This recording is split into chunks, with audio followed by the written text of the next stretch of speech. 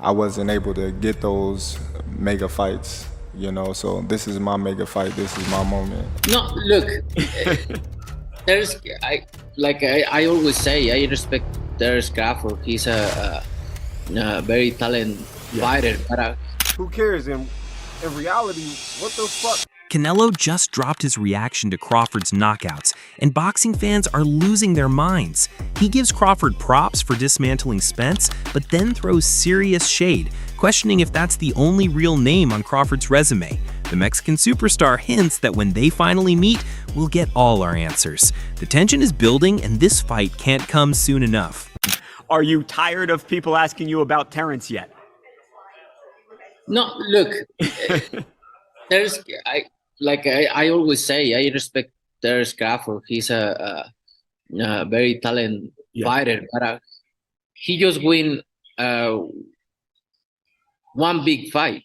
If you see his record, he just beat one good fighter like Errol Spence is. Yes. But other than that, I don't think he's beating other great fighter like Spence. He did a really good job with the Spence. He did like almost look very easy but I knew Terence Crawford is a great fighter. But you never know in boxing. We'll see. Canelo isn't just talking, he's oozing confidence. He hints, almost playfully, that he's already cracked Crawford's code. With a sly grin, he teases the Turkey al-Sheikh, who'll be in Crawford's corner, might not like what he sees on fight night. This isn't just about belts or bragging rights anymore. It's personal, and you can feel the electricity in the air. Now you're going to be able to do it by the come fight And night. I know Turkey is in your corner, I promise you. but look, it's going to be very difficult. He's going to be so mad that day. Believe me. I see you. I see you. You see I'm different. I see you too. Behind the scenes, Canelo's prep is on another level. Bringing in Jaron Boots Ennis for sparring isn't just smart, it's genius. Johnny Ortiz says Ennis is basically Crawford's twin in the ring, giving Canelo a live simulation of what's coming. Both fighters get sharper from these sessions, making this one of the most strategic camps we've seen in years. It makes sense. And it's definitely a good experience for both. Eddie Reynoso and Canelo, shout out to them because now it shows that they serious with a real game plan. And Boots is, to me, everybody's a perfect opponent. I wouldn't say opponent, perfect sparring partner to have to replicate Crawford because they both switch hitters and stuff like that, and they got dog in them and reflexes for sure. So it shows Canelo serious, and on Boots end, to be able to spar a Hall of Famer, top tier guy, it gave him great experience, and you could tell he really wants it. It's a sport where Boots is getting an opportunity to spar a Hall of Famer. Who cares? In reality, what the fuck loyalty does Boots owe to Crawford when it comes to the sport of boxing? I mean, Crawford didn't do shit even back while Boots was trying to get his opportunity when it was Spence and Crawford.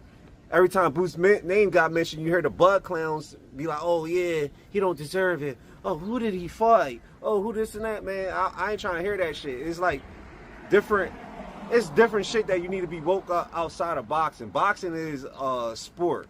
There's shit that we need to really come together. I didn't see y'all come together like 5 years. The Bud Clowns, because it's real fans, the Bud Clowns is bashing PBC. Everything Boots, when you bring up Boots' name, putting him down, I didn't hear like, oh yeah, instead of fighting Canelo or fighting this person, he should fight Boots. Jose Benavidez calls it a masterstroke. Ennis doesn't just copy Crawford's style, he matches his body and energy, giving Canelo a psychological edge before the opening bell. Benavidez also points out Crawford's size disadvantage will be impossible to ignore once they're face-to-face. Every round of training fuels Canelo's confidence and shifts the mental game in his favor. To give Canelo maybe a little bit more confidence that he is sparring somebody really good. Ennis is a really good fighter. And I think that would be a good motivation, for Canelo Alvarez. I just think that Crawford is too small for Canelo. I think Canelo's too big for Crawford. But in my opinion, I think if Crawford could maybe just tap, hook, get out, maybe once in a while throw a straight punch and just win by points and use his legs, I think I see him winning by decision. But if he tries to exchange with Canelo Alvarez, I think he's gonna make a mistake and he's gonna get hit with one shot, and maybe he can get hurt, and that would change the whole fight, you know. But I think he's faster. Crawford is faster, and a straight punch get out, you know. Don't stay there to throw or try to trade with Canelo Alvarez. Okay, fair to say. Fair to say. Now, do you feel like when it comes down to the demeanor of making that decision of bringing it in, does it show that he's taking this camp perhaps a little bit more serious than others? I mean, what do you think about just the move per se? You know, it's very difficult to say. He's never brought anybody really good to his camp until this time. Uh, Maybe he's lacking enough of confidence, or maybe he just wants to use them to trick the people. Or, I mean, it's very awkward and very funny that he brought Ennis to his camp. You know, so but at the end of the day, they know what they're doing. You know, and we got to respect that. And I think.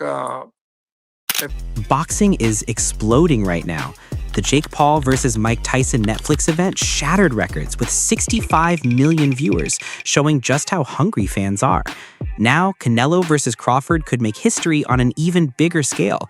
This isn't just a fight, it's a worldwide event, and the only question is whether it'll become the most watched bout of all time. Like Jake Paul, Mike Tyson, which was obviously on Netflix as well, the biggest concurrent view was, I think, 65 million.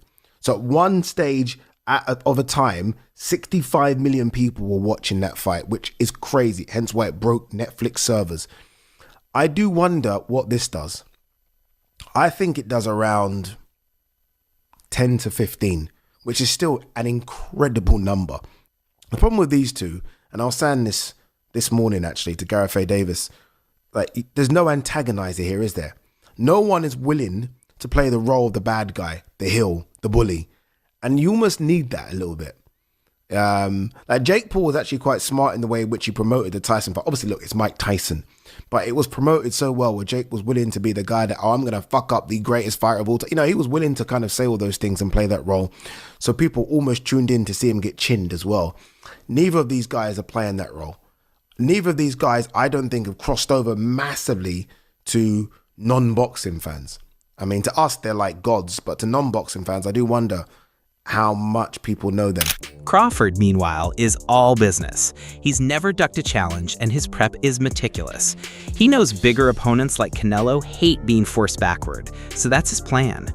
By flipping the script and pushing the bigger man out of his comfort zone, Crawford wants to break Canelo's rhythm and change the story. It's two things that you can do with somebody bigger and stronger. You know, you can either try to push them back, you know, because 9 times out of 10, a strong fighter not used to going back, you know, so it kind of fucks them up in the head, you know. Yeah. Or you can just box them because some of them just slower than others because they got flat feet, and they just looking to load up on certain shots. Now, Crawford's definitely right here. There's 2 ways to beat a pressure fighter like Canelo.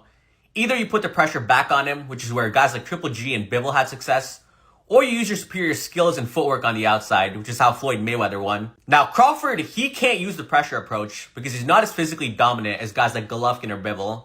You know, Bud is a welterweight or junior middleweight jumping up. He doesn't have the size to push Canelo back. Now, the outside boxing approach, that is definitely Crawford's best chance against Canelo. But Crawford isn't stopping there. He's targeting Canelo's stamina, ready to exploit any flat-footed moments. This is next-level boxing IQ, turning so-called weaknesses into weapons. Crawford's camp is all about conditioning and tactical sharpness, gearing up for the toughest test of his career. Canelo does struggle to cut off the ring at times. We saw that in the Skull fight, and he does load up on single shots now. But at the same time, Crawford is not the same pure boxer that Floyd Mayweather was. You know, Mayweather rarely got hit in that shell, and his form of countering, you know, a pull counter, for example, was, I'm not going to get touched, and then I'll make you pay. Whereas Crawford's style of counterpunching is different. Bud will take one to throw 2 or 3 back, and he can't do that against Canelo because of the size and power difference. If Bud takes a clean right hand to throw back an uppercut or a hook, he's either going to get dropped or he's going to end up on his bike like Jermell Charlo. So while I do agree Crawford does have the superior skill set in this fight, but because he doesn't have the size to push Canelo back or the defense of someone like Mayweather stay perfect for 12 rounds on the outside, I do think Canelo's size and power will make the difference in this fight, and that's why I like Canelo to win. Even with all the trash talk, Crawford shows real respect for Canelo's legacy. He sees Canelo as one of the last torchbearers of a golden era, a fighter who shared the ring with legends. For Crawford, this fight is about legacy, not just belts. He wants to measure himself against greatness, giving this rivalry a whole new layer of meaning. Listen, I called Canelo out because, like I said, he the last great fighter amongst the era that surpassed us. You know, the Floyd, the Pacquiao, the De La Hoya. We both came up in that era. And he was right there with those fighters, and he got the chance to fight the Miguel Cottos, the Floyd Mayweathers, and the Kovalevs and Triple Gs, and I wasn't able to get those mega fights, So this is my mega fight. This is my moment, and that's the reason why I want to fight an all-time great like Canelo. Sean Porter jumps in, saying Canelo doesn't bring anything Crawford hasn't already handled. Porter points to Crawford's history of adapting to every style, speedsters, punchers, bigger guys. That adaptability is Crawford's secret weapon, and Porter's confidence just adds more fuel to the debate. Getting in the ring with Canelo Alvarez,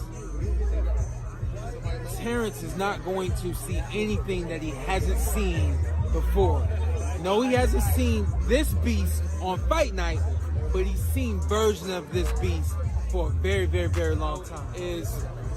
People have said that he's a blown-up 147-pound fighter.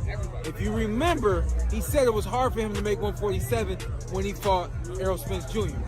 I was like, yo, how is that possible? I didn't realize he was really doing everything that's needed to gain the weight properly. Most fighters don't know how to gain weight and fit into a weight class properly. He's done that.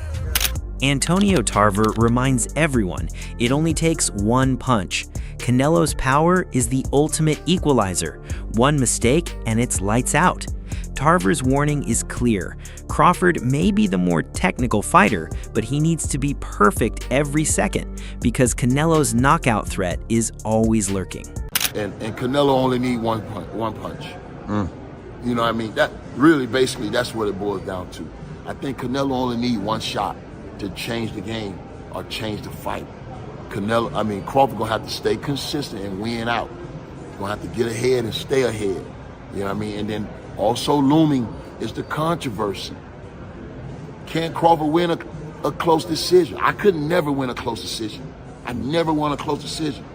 That's what's looming. I think if Crawford is gonna guarantee victory, he gotta stop him. A man who ain't been stopped. He got to stop him, bro. It's challenge. So that's going to be the challenge.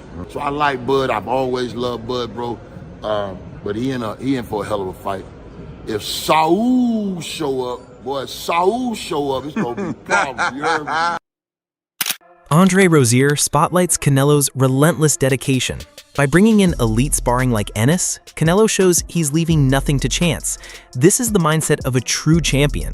Adapt, prepare, never underestimate your opponent.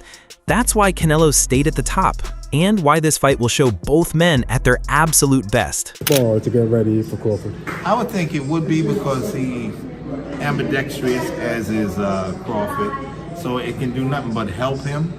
And he has Yolanda Hernandez also helping, another fighter who is ambidextrous, so it helps.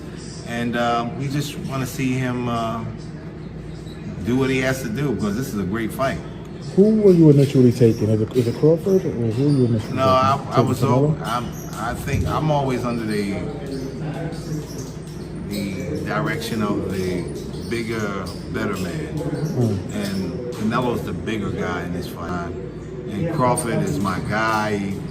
He's just 2 weight classes and everything else. It's going to be tough. But if anybody can bring some energy to this, it'll be Crawford. Does Canelo bringing Booth into camp, does that lower Crawford's chances to you? It doesn't help. I'll tell you that much. It's a very, very astute move to bring someone who switches from lefty to righty. Big, strong young man, very fast, capable punching power. it's going to be a help.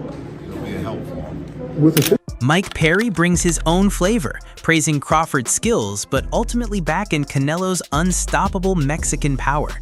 He even lightens the mood, referencing Crawford's playful banter with Turki Al-Ashikh. Every moment, every comment, and every cultural rivalry is making this event even bigger. I'm going with the Mexican power. I think, I know Terence is tough, you know. He's an incredible fighter, but I'm going to go with Canelo because he didn't hold Turki's hand. But not everyone's convinced Canelo's sparring is the golden ticket. Some analysts argue Crawford's uniqueness can't be cloned. With an elite team behind him, Crawford's camp is built on versatility, not imitation. This isn't just a physical battle, it's a chess match of strategies and ideas.